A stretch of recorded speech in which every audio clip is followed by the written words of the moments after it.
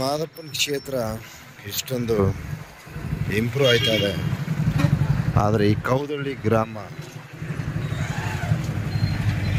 ಯಾವ ತರಹದಲ್ಲೂ ಬೆಳವಣಿಗೆ ಕಂಡಿಲ್ಲ. ಮೂಲಭೂತ ಸೌಕರ್ಯ ಇಲ್ಲ, ಒಂದು ಬಸ್ ನಿಲ್ದಾಣ ಅಂತೂ ಇಲ್ಲವೇ ಇಲ್ಲ. ತಾವಿಲ್ಲಿ ವೀಕ್ಷಣೆ ಮಾಡಿ, ಬಸ್ ನಿಲ್ದಾಣ ಹೋಗಿ ಅಲ್ಲಿ ಕೂತ್ಕೊಂಡ್ರೆ ಸಾಕು, ಎಲ್ಲಿ ಏನಾದ್ರು ಹೆಚ್ಚು ಕಮ್ಮಿಯಾಗಿ ಸತ್ತೋದವ ಅನ್ನೋ ಒಂದು ಭಯ ಬರುತ್ತೆ ಅಲ್ಲಿ. ಸೊ ಹಾಗೆ ಮಾದೇಶ್ವರ ಬೆಟ್ಟಕ್ಕೆ ಒಂದು ಬೋರ್ಡ್ ಇಲ್ಲ, ಒಂದು ಏನಿಲ್ಲ, ಎತ್ತಿಲ್ಲ, ಫುಲ್ಲು ಹದಿಗೆಟ್ಟ ಗ್ರಾಮ ಇದಾಗಿರ್ತದೆ. ಸೊ ಒಳಗಡೆ ಬೀದಿ ಒಳಗಡೆ ಅಂತೂ ಹೋಗ್ಬಿಟ್ರೆ ಮೂಲಭೂತ ಸೌಕರ್ಯ ಇದೆ, ಸಾಯ್ತವ್ರೆ ಜನ, ಕೊಚ್ಚನಲ್ಲಿ ಜೀವನ ಮಾಡ್ತಾರೆ.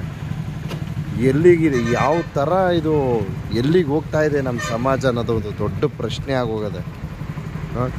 ಏನು ಈ ಒಂದು ರಸ್ತೆ ಅಗಲೀಕರಣ ಇಲ್ಲ, ಬಸ್ಗಳು ಏನು ಈ ಸ್ಥಳಕ್ಕೆ ಬಂದರೆ ಸಾಕು, ಒಂದೊಂದು ಟೈಮ್ ಜಾಮ್ ಆಗಿಬಿಟ್ರೆ ಗಂಟೆಗಟ್ಟಲೆ ನಿಂತ್ಕೊಂಡ್ಬಿಡ್ತವೆ ಬಸ್ಗಳು. ಒಂದು ರಸ್ತೆ ಅಗಲೀಕರಣ ಆದರೂ ಬೇಡವಾ? ಎಲ್ಲಿಗೆ ಹೋಗ್ತಾ ಇದೆ ನಮ್ಮ ಸಮಾಜ? ಸೊ ಎಲ್ಲ ಕಡೆ ಏನೇ ಡೆವಲಪ್ಮೆಂಟ್ ಆದರೂ ಈ ಕೌದಳ್ಳಿ ಗ್ರಾಮದಲ್ಲಿ ಮಾತ್ರ ಏನು ಡೆವಲಪ್ಮೆಂಟ್ ಮಾಡಲ್ಲ. ಡಿಸೈಡ್ ಆಗ್ಬಿಟ್ಟವ್ರೆ.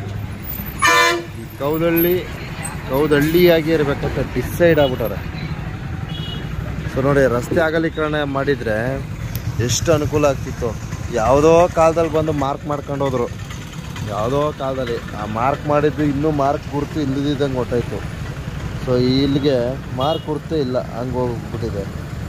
ನೋಡೋಣ, ಕೌದಳ್ಳಿ ಗ್ರಾಮದಲ್ಲಿ ಆಗಾಗ ಗಂಟೆಗಟ್ಟಲೆ ಟ್ರಾಫಿಕ್ ಜಾಮ್ ಆಗುತ್ತೆ. ಅದರಲ್ಲೂ ಪೊಲೀಸ್ನವರಂತೂ ಹರಸಾಹಸ ಮಾಡಬೇಕು. ಈ ಟ್ರಾಫಿಕ್ ಜಾಮನ್ನು ನಿಭಾಯಿಸ್ಬೇಕಂದ್ರೆ ಗೃಹ ರಕ್ಷಕರು ಮತ್ತು ಪೊಲೀಸ್ನವರು ಬಹಳ ಸಾಹಸ ಮಾಡಬೇಕಾಗುತ್ತೆ. ಅಷ್ಟು ನರಕ ಆಗುತ್ತೆ ಈ ಸ್ಥಳದಲ್ಲಿ. ನೋಡೋಣ, ಮುಂದಿನ ದಿವಸ ಆದರೂ ಸರ್ಕಾರ ಏನಾದ್ರು ಮಾಡ್ಬೋದಾ? ಕೌದಳ್ಳಿ ಗ್ರಾಮಕ್ಕೆ ಅಂತ ನೀವೇನೇ ಕೊಟ್ಟರು ಎಲ್ಲ ತಿಂದಾಕ್ಬಿಡ್ತಾರೆ. ಸೊ ನೋಡಿ, ಯಾವುದೇ ಒಂಥರ ಸುಸಜ್ಜಿತವಾದ ಒಂದು ವ್ಯವಸ್ಥೆ ಮಾಡೋದ್ರ ಕಡೆ ಗಮನ ಕೊಟ್ಟರೆ ಒಳ್ಳೆಯದು. ಗ್ರಾಮ ಪಂಚಾಯತಿ ಅಂತೂ ಏನೂ ಆಗಲ್ಲ ಬಿಡಿ, ಅದು ವೇಸ್ಟು. ಯಾಕಂದರೆ ಆ ಥರ ಆಗಾಗಿದ್ರೆ ಇಲ್ಲ ಬಸ್ ಸ್ಟ್ಯಾಂಡೆಲ್ಲ ನಿರ್ಮಾಣ ಮಾಡೋರು, ಆಮೇಲೆ ಒಳಗಡೆ ಬೀದಿಗಳಲ್ಲಿ ಮೂಲಭೂತ ಸೌಕರ್ಯ ಕೊಡ್ತಿದ್ರು. ಅದು ಯಾವುದೂ ಇಲ್ಲ, ಎಲ್ಲರಿಗೂ ಬಾಯಿಗೂ ಮಣ್ಣು ಹಾಕ್ಬಿಟ್ಟು ಬಂದಲ್ಲೆಲ್ಲ ಮಾಮೂಲಿ ಗೊತ್ತಲ್ಲ, ಹಂಗೆ ಓಟಿಸ್ಕೊಂಡು ಆರಾಮಾಗಿರ್ತಾರೆ ದುಡ್ಡು ಮಾಡಿಕೊಂಡು.